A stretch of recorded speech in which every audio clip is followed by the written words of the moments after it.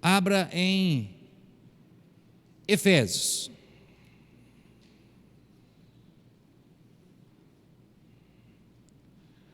Capítulo 6 de Efésios. O texto é conhecido, verso 10 ao verso 20. Efésios capítulo 6, verso 10 ao verso 20.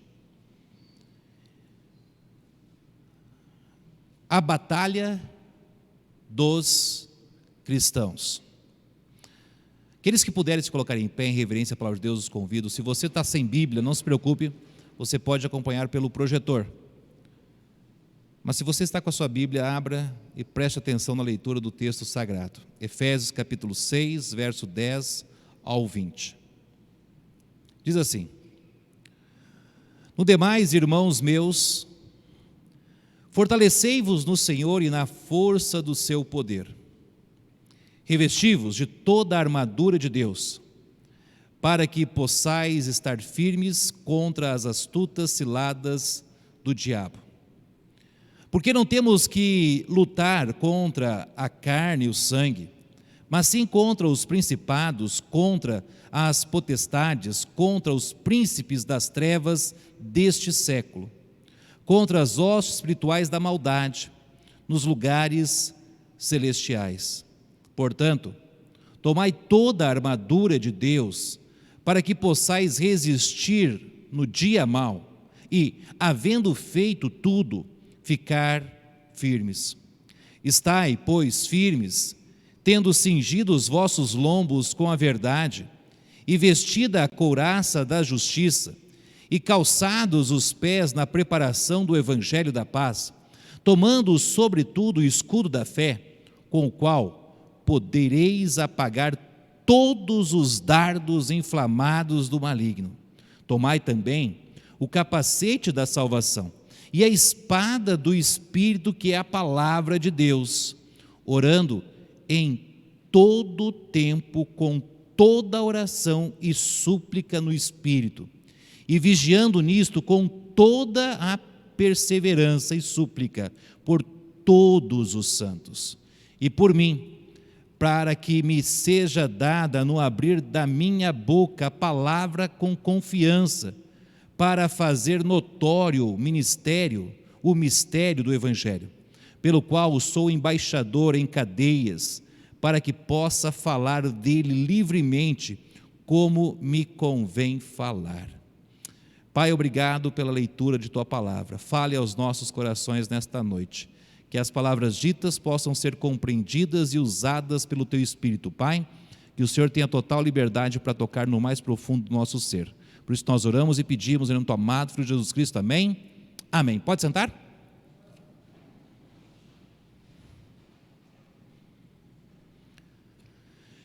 Quando nós olhamos para as passagens bíblicas, existem muitas passagens bíblicas que marcam as nossas vidas. Mas existem passagens bíblicas que são significantes para a vida cristã. E esta passagem bíblica que nós acabamos de ler faz parte das passagens mais significantes do Novo Testamento. Por quê? Porque Paulo trata da batalha dos cristãos. Na oração sacerdotal de Jesus, Jesus fez um pedido a Deus. Ele disse, Evangelho de João, capítulo 17, verso 15: Dê-lhes a tua palavra, e o mundo os odiou, porque não são do mundo, assim como eu não sou do mundo. Não peço que os tires do mundo, mas que os livres do mal.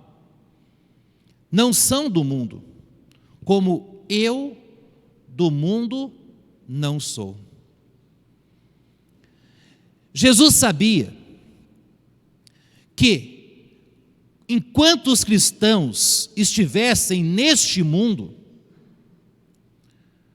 vivendo no mundo, Satanás traria todo tipo de mal sobre este mundo. Mas Jesus não pediu para que Deus nos guardasse de Satanás, nem que nos tirasse do mundo. Ele pede para que Deus nos guardasse de todo o mal. No modelo de oração que Jesus ensinou aos seus discípulos, conhecida também como a oração do Pai Nosso, Jesus disse aos seus discípulos em Mateus capítulo 6, verso 13: e não nos conduza à tentação, mas livra-nos do mal, porque teu é o reino, o poder, a glória para sempre. E termina com amém.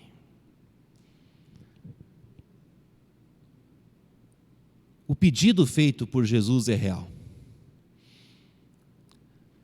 Jesus nos ensinou a orar para que Deus nos guardasse de todo o mal. Por quê?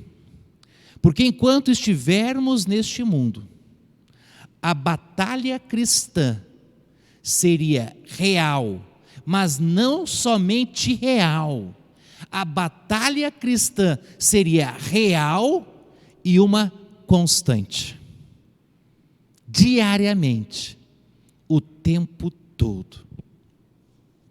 Um guerreiro revolucionário, em 1793, disse a um humilde camponês crente de Vendée, França: vamos arrasar as igrejas de vocês e pôr abaixo todas as torres de todas as igrejas. Tudo que lembre as superstições do passado e tudo que traga à mente de vocês a ideia de Deus, nós vamos destruir. E aquele humilde camponês disse então: cidadão, para você tirar algo que possa trazer a lembrança de Deus para as nossas vidas, não basta destruir os prédios da igreja, não basta destruir as Bíblias, não basta fechar as portas. Você precisará tirar do céu as estrelas, o sol e a lua, porque tudo traz lembrança do Deus Criador. Amém ou não? Alguns anos atrás, e se você não é tão velho como eu, você vai lembrar disso, proibiram nas bibliotecas públicas que tivesse nas prateleiras das bibliotecas as Bíblias. Porque as Bíblias, Lucas, poderiam influenciar as pessoas a terem a ideia de Deus. Símbolos religiosos foram proibidos de ocupar órgãos públicos. Por quê? Porque traziam a ideia de Deus. As aulas que grande maioria de nós teve no passado de religião foram tiradas da grade curricular. Porque o argumento apresentado era que o Brasil é um país laico. Mas, espere um pouco. Um país laico não pode favorecer mais uma religião do que a outra. Momento que favorece mais o ateísmo do que o teísmo, o país deixa de ser laico. Estas são algumas das batalhas que foram traçadas contra os cristãos. E existem muitas outras. Agora, a Bíblia nos ensina algo que Deus deseja que nós venhamos saber. E a primeira coisa que Deus quer que nós saibamos é que a batalha dos cristãos, ela existe em um lugar. Então a pergunta é: onde é a nossa batalha? A primeira coisa que aprendemos é que a nossa batalha, ela é espiritual. Não esqueça disto. A nossa batalha nunca é contra pessoas. A nossa batalha é espiritual. Nós lemos isto, Paulo registrou isso, está na Bíblia, Efésios 6,12, porque não temos que lutar contra a carne e o sangue. Paulo está dizendo que nós não temos que lutar contra seres humanos. A nossa luta não é contra seres humanos. Quando o apóstolo Pedro puxou a espada para que viesse então acertar o pescoço do soldado que estava prendendo Jesus, e ele era ruim de mira, e cortou a orelha, Jesus disse: não, olha lá, João capítulo 18, verso 11, mas Jesus disse a Pedro: põe a tua espada na bainha, não beberei eu o cálice que o Pai me deu? Nós não estamos aqui para lutar contra seres humanos, nós não somos autorizados para movermos uma palha contra alguém que levante algo contra nós, ou contra o reino de Deus. Nós não temos uma autorização na Bíblia para levantarmos uma palha que seja contra alguém que se levanta contra nós ou contra o reino de Deus. Jesus disse, Mateus 5,44, eu porém vos digo, amai os vossos inimigos, bendizei os que vos maltratam, fazei bem aos que vos odeiam, orai pelos que vos maltratam e vos perseguem, para que sejais filhos do vosso Pai que estás no céu. Lembre-se disto,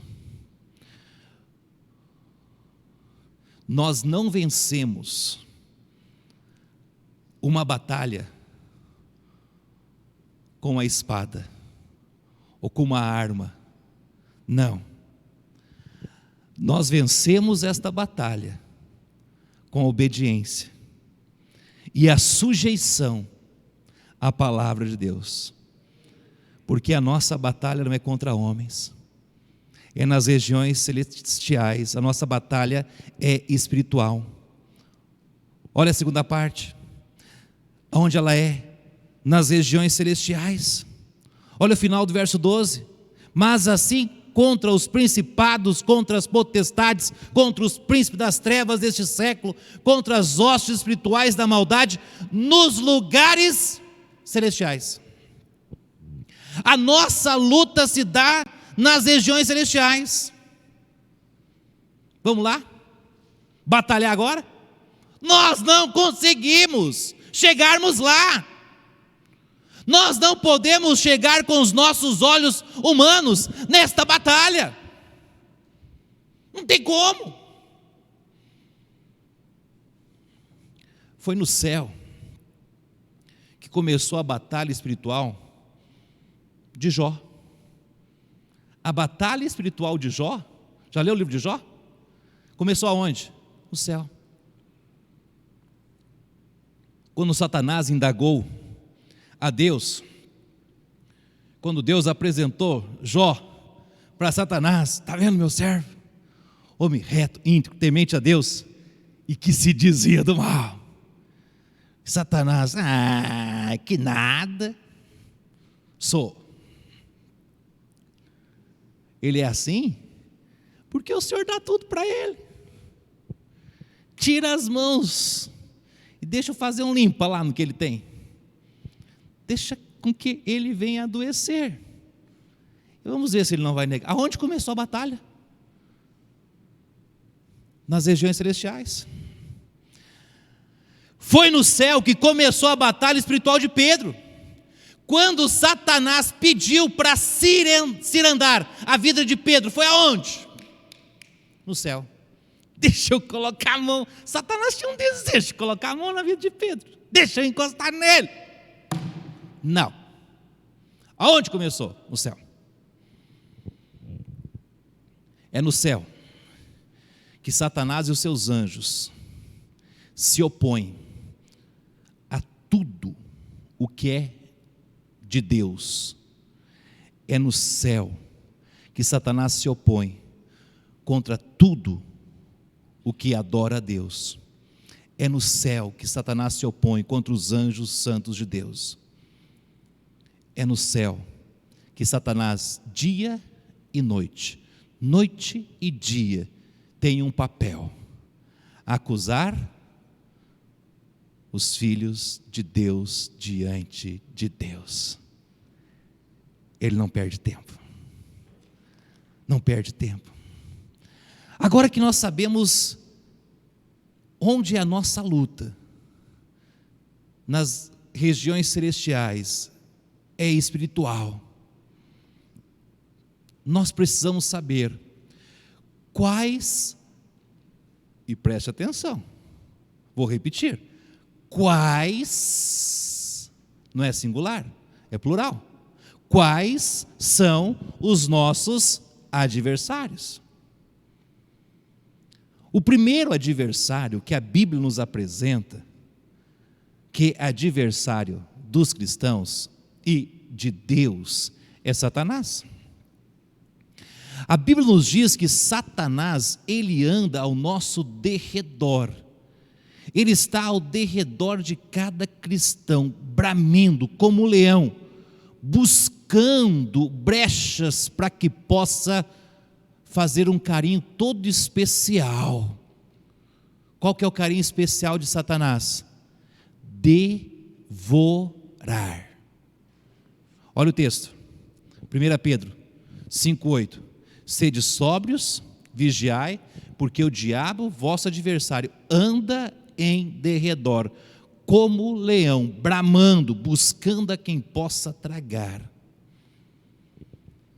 Ele não está à nossa volta, porque estamos guardados e protegidos pelo Espírito Santo, mas ele está ao nosso derredor, buscando uma brecha, um vacilo, para que possa nos tragar. Por isto, como cristãos, nesta batalha, nós precisamos estar atentos, vigiando, porque basta um deslize, e Satanás, ele pode fazer o quê? Ele pode nos devorar. Olha o verso 11 do capítulo 6 de Efésios, que nós lemos: revestido de toda a armadura de Deus, para que possais estar firmes contra as astutas ciladas do diabo. Satanás arma armadilhas, ciladas. Ele coloca armadilhas diante de nós. Mas por que ele coloca armadilhas diante de nós, irmão João? Porque ele quer que nós venhamos cair. Ele quer que nós venhamos tropeçar. E quando nós damos brechas para ele, o que ele quer? Nos devorar, não deixar nada. Ele quer nos tragar. Por isso, precisamos vigiar, estar atentos, para não cairmos. A Bíblia também nos apresenta um segundo adversário: a auto-hierarquia das trevas. Satanás, ele não trabalha só. Lembre-se, Deus, ele é onipotente, onipresente, onisciente. Mas Satanás, ele não é onipotente, onipresente e onisciente. Então ele precisa de pessoas, seres, para que possam trabalhar o tempo todo com ele. Isto explica porque ele consegue estar ao meu derredor e ao seu derredor o tempo todo. Porque se fosse sozinho, ele estaria aqui, eu estaria aí. Ele não está só. Ele tem os seus aliados. E a Bíblia nos apresenta esta hierarquia e como ela se organiza. Repito, como ela se organiza. É uma autarquia de Satanás e organizada. Olha o texto, verso 12. Porque não temos que lutar contra a carne e o sangue, mas sim contra os principados, contra as potestades, contra os príncipes das trevas deste século, contra as hostes espirituais da maldade nos lugares celestiais. Eles possuem principados, potestades, príncipes deste século, e eles possuem hostes. Nós podemos dizer, Satanás é o chefe, e abaixo dele existem os principados, que possuem os seus chefes de poder, onde as hostes são a multidão de demônios que atormentam o mundo todo. Mas a Bíblia não menciona que os príncipes das trevas deste século são príncipes, homens e mulheres, que voluntariamente ou involuntariamente estão trabalhando para Satanás. Voluntariamente ou involuntariamente estão trabalhando para Satanás. João, guiado pelo Espírito de Deus, nos diz algo muito importante. Primeira Epístola de João, capítulo 5, verso 19. Primeira Epístola de João, capítulo 5, verso 19. Diz assim: sabemos que somos de Deus e que todo mundo jaz no maligno. O que João está dizendo é que no mundo há dois tipos de pessoas: as pessoas que são de Deus e as pessoas que são do maligno. Mas a nossa luta não é contra a carne e sangue. A nossa luta é contra aquele que governa tudo isto. E aonde ele está? Nas regiões celestiais. Agora que nós sabemos quem são os nossos adversários, aonde eles estão e como eles agem, nós precisamos saber quais são as nossas armas. A primeira arma que nos é apresentada, nós precisamos buscar forças em Deus.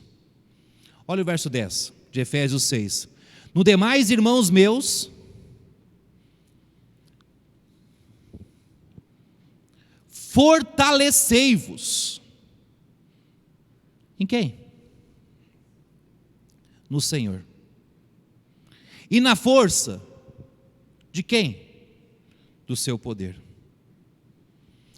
Nesta batalha espiritual, nós não temos como lutar com as nossas forças.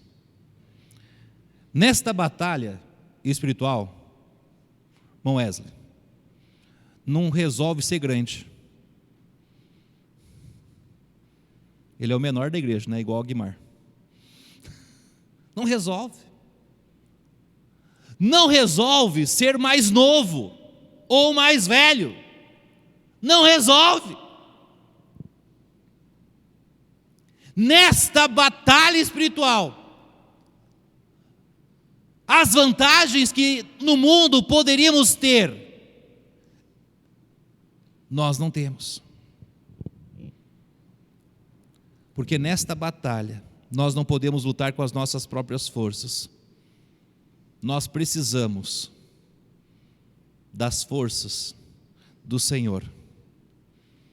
Nós precisamos do poder que é do Senhor. Nós não temos como lutar com as nossas próprias forças. Jesus disse a seus discípulos, Marcos capítulo 14, verso 38, vigiai e orai, para que não entreis em tentação. O espírito, na verdade, está pronto, mas a carne é fraca. Jesus começa dizendo, vigiai. Nós precisamos orar. Nosso clamor precisa chegar diante de Deus. E não é aquela oração formal, né? Senhor, obrigado por mais um dia, amém. Senhor, obrigado pelo novo dia, amém. Senhor, obrigado por esse alimento, amém. Não. É aquele tempo de oração separado para Deus. Separado para Deus. Tem um jovem que nós encontramos na Bíblia. Ele era adolescente ainda, ele tinha seus 15, 16 anos. Ele estava longe dos seus pais. Ele tinha sido levado para uma outra cidade para estudar. Na verdade era um outro país. Todo mundo estranho. Tinha ele mais 3 amigos, só que era de confiança. O resto não dava para confiar. Passa capítulo, entra capítulo, chega uma hora que nós descobrimos que ele tinha um costume, que ele trazia desde quando ele era jovem, como era de costume. Ele orava 3 vezes por dia a Deus. Mas não era aquela oraçãozinha. Ele separava um tempinho, um tempo separado entre ele e Deus. E não tinha nada e ninguém que impedia ele de ter aquele tempo com Deus. Porque ele sabia que a batalha dele não era contra carne e sangue, era nas regiões celestiais. E se ele desse uma brecha, Satanás ia tragá-lo. E ele orava a Deus. Ele orava a Deus. Ele foi parar onde?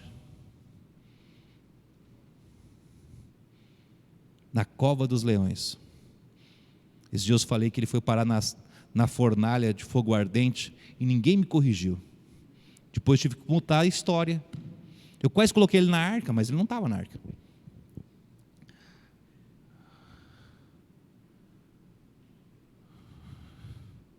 Por que Deus não livrou ele? Por que Deus não tirou ele daquela situação? Por que Deus permitiu chegar até lá? Deus não era capaz de fazer com que ele não entrasse lá e não precisasse chegar até lá? Deus não podia fazer com que esse vírus não chegasse aqui? Deus não podia ter guardado todos nós sem ter contato com esse vírus? Deus não podia fazer assim e as coisas deixarem de existir? E esse vírus, tchau, foi embora e voltou à vida normal? Deus não podia? Mas que graça tinha? Nós íamos orar o mesmo tanto que oramos? Nós íamos clamar o mesmo tempo, tanto que clamamos uns pelos outros? Nós íamos colocar os joelhos em ação, como colocamos? Que graça tinha? Nós íamos sentir falta daquele ente querido que partiu, como sentiríamos se não tivesse acontecido? Os irmãos entendem? Por que Deus permite essas coisas acontecerem? É para que nós possamos buscar mais força. Aonde? Em Deus. Em Deus. Porque aquele que está causando todo o mal, nós sabemos quem é. Aquele que está fazendo com que o mal venha destruir tudo que está aqui, que Deus criou, nós sabemos quem é. Nós precisamos orar, nós precisamos clamar. A Bíblia nos fala que quando Pedro foi preso, A igreja, alguns vão dizer, estava com medo, estava com as portas fechadas, verdade. Mas sabe por que estava com as portas fechadas? Porque estava orando, para ninguém atrapalhar, para o cachorro não entrar. Eles estavam orando, orando, orando, orando. Quando lutas se levantam, surgem para quê? Para que nós venhamos colocar em prática aquilo que Jesus disse: vigiai e orai, para que não entreis em tentação. Efésios capítulo 6, verso 18 fala assim: orando em todo o tempo, com toda oração e súplica no Espírito. Devemos vigiar para não sermos tentados. Devemos orar para desviar a tentação. Jamais devemos parar de orar.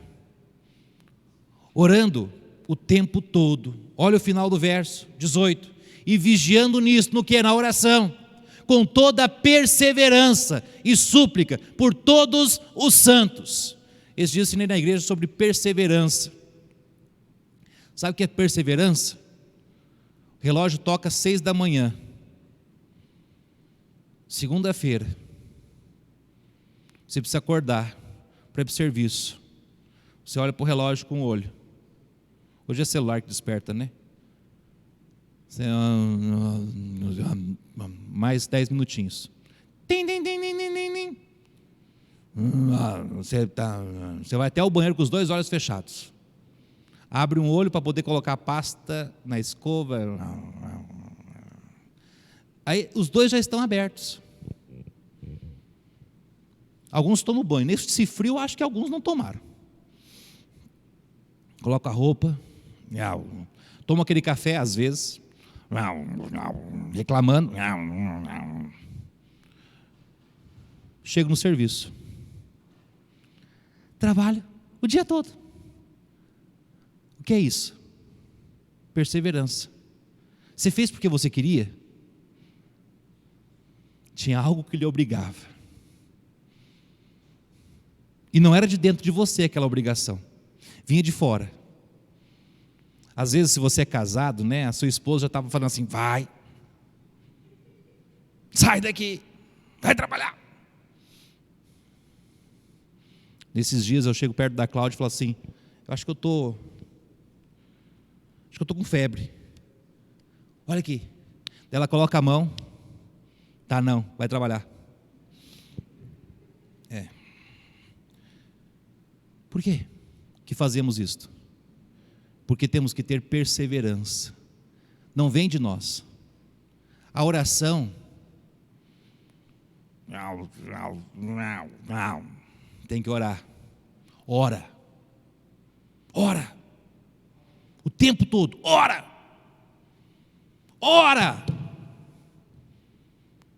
Nós precisamos orar.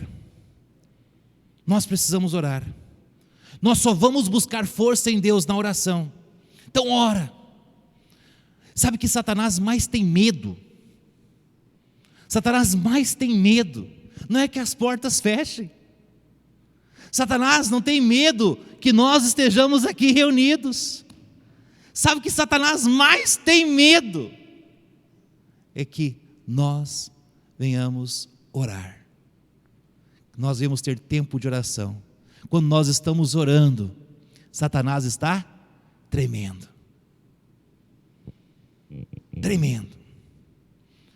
E a segunda arma que nos é apresentada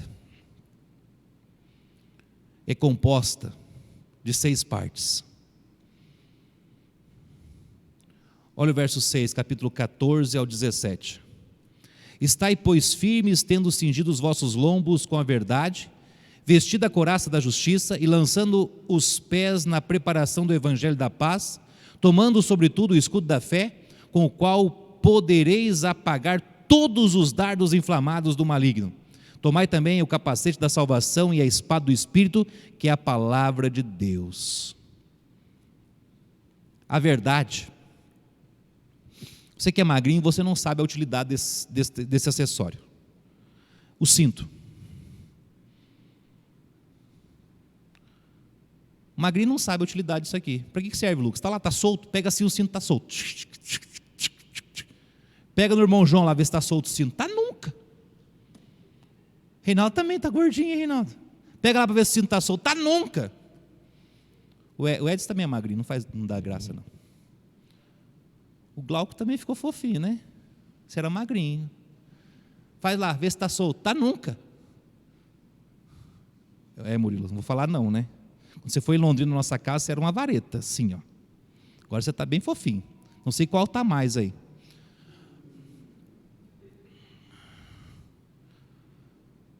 O cinto tem utilidade. Nós devemos usar o cinto como uma verdade.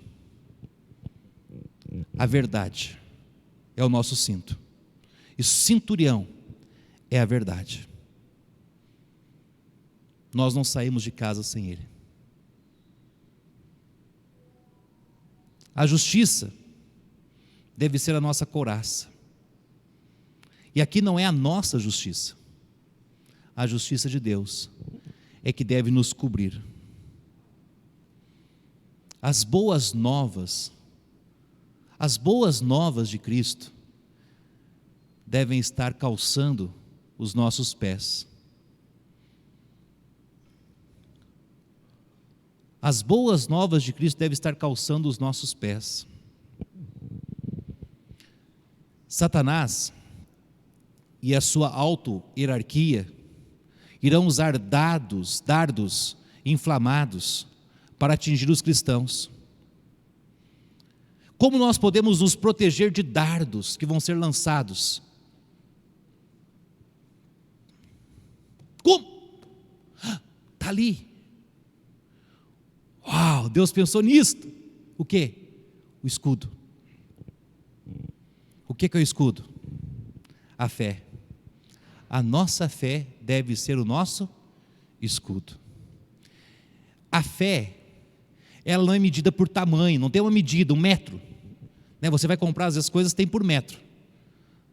Você vai lá e mede eu quero 10 metros de tecido. Eu quero 10 quilos de tecido. Tem como medir. A fé não se mede com 1 metro, ou por peso. Se eu fosse medir por peso a fé que há em mim, era 110 quilos. Mas não é assim. A fé, ela se mede da seguinte maneira: ou você tem, ou você não tem. Porque se ela for do tamanho de um grãozinho de mostarda, ou do tamanho do elefante, não importa, é onde ela está depositada.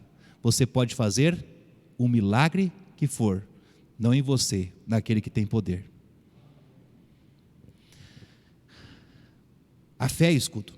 Aonde ela está depositada? A salvação, ela protege a nossa mente. Satanás não pode saber o que está ocorrendo aqui dentro.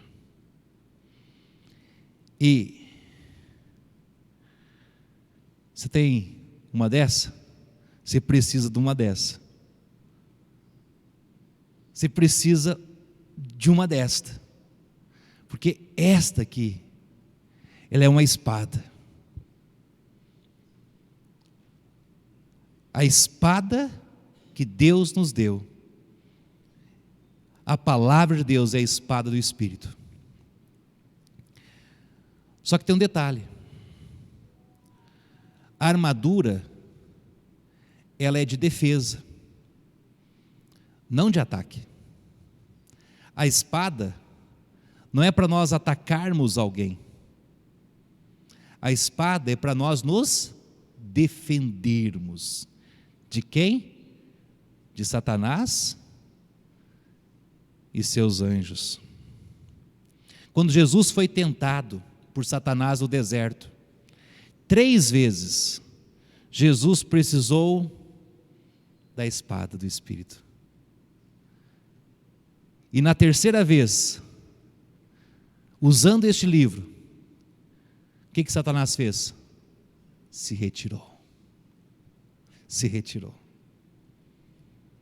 Um soldado,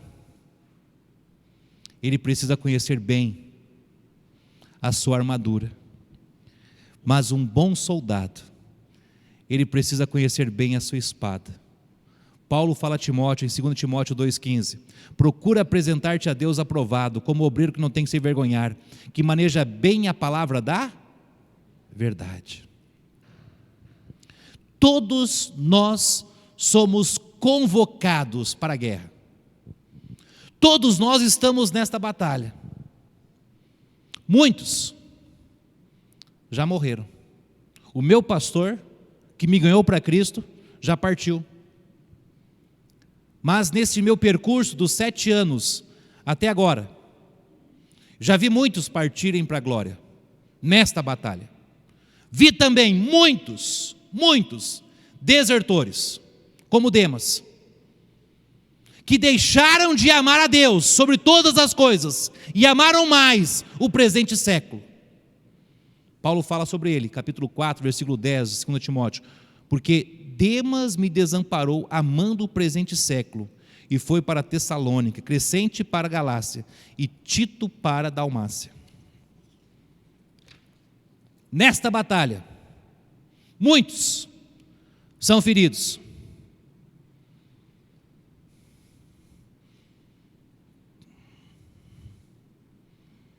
Mas jamais somos abandonados pelo nosso comandante. É Ele quem guerreia a nossa luta. E é nele que nós temos já a vitória. Romanos 8,37 fala assim: mas em todas estas coisas somos... Você está enxergando bem isso ali? Você é capaz de enxergar bem aquilo ali? Essa palavra tem também na sua Bíblia? Você tem certeza que isso está lá na sua Bíblia? Porque tem muitos nos nossos dias que estão com medinho. Quem está guerreando a nossa batalha é Ele que nos dá vitória. A Bíblia nos diz que não cai um fio de cabelo das nossas cabeças sem a permissão dEle. Ele é soberano. O céu e o céu dos céus não são capazes de contê-lo, porque Ele é tremendo. Nós somos um nada. E nele nós somos mais do que vencedores. Não por mérito nosso, por aquele que nos amou. Mas não se esqueça, a batalha não cessou. A batalha é real. Ela está acontecendo.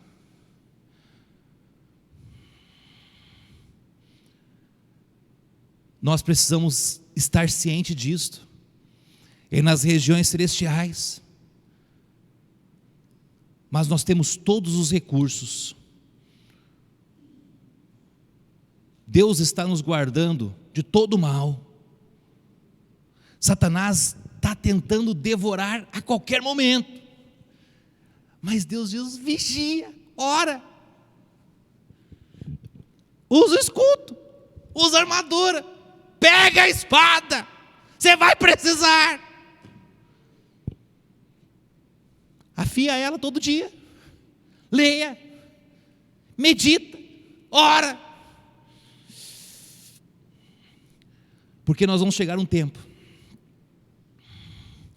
alguns com mais idade, outros menos, nós não sabemos quando, porque a Bíblia diz que tem tempo de nascer e tempo de morrer. Até nisso Deus está no controle. Quando nós partirmos, que as nossas palavras possam ser como as de Paulo. 2 Timóteo 5,7: combati o bom combate. Tem mais nada que eu possa fazer, porque acabei a carreira. Mas no percurso da minha vida,